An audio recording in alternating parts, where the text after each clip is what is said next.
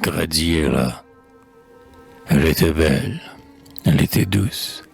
Elle s'asseyait sur la mousse, où tant les grands arbres verts laissent leurs feuilles dentelées tomber sur le gazon mêlé aux pauvres fleurs des champs déserts.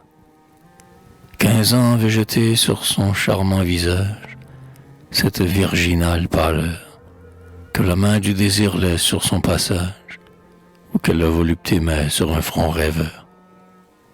Ses beaux yeux avaient pris la teinte des couleurs dont se trouve empreinte la mer au vaste horizon bleu. Sa chevelure épaisse et noire s'enroulait sur son cou d'ivoire, chaste de tout baiser de feu. Ses dents, qui laissaient voir sa lèvre carminée, étaient d'un acre éblouissant. Sur le tissu bruni de sa peau satinée, l'œil, dans la veine ardente, apercevait le sang.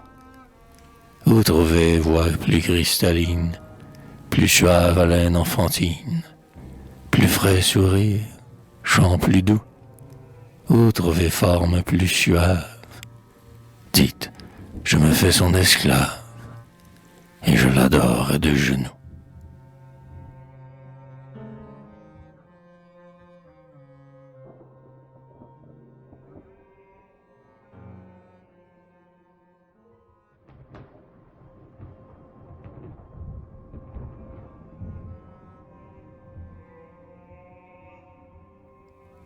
Dans leur rayonnement, les armes se confondent.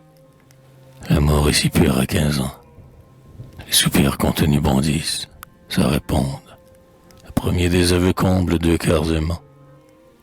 Oui, le soir, quand brillait l'étoile, la Vierge aimée ôtait son voile, marchait pensive à mes côtés, jetait au sable de la grève, sans qu'elle interrompît son rêve, des mots par la brise emportés, car je la pris naïve à sa pauvre famille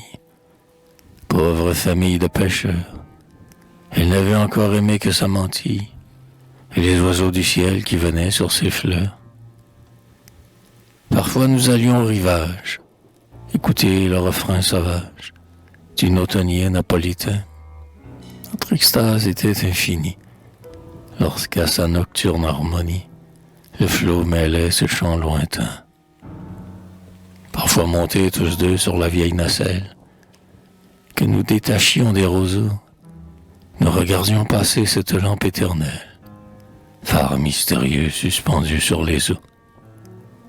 Combien son humide paupière aimait cette pâle lumière, rayon mêlé d'ombre et de jour. Combien, en la voyant sourire, mon âme éprouvait de délire, mon cœur accumulait d'amour. 15 ans, hélas, jetait sur son charmant visage cette virginale pâleur que la main du désir laisse sur son passage ou que la volupté met sur un front rêveur.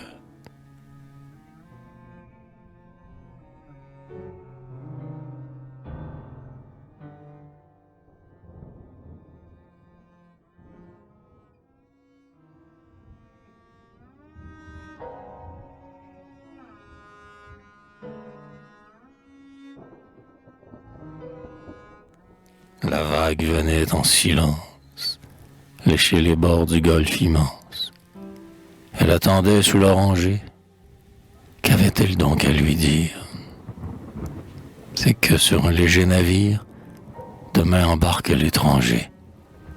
Leur adieu fut navrant, puisque l'italienne lui donna ses lèvres de miel.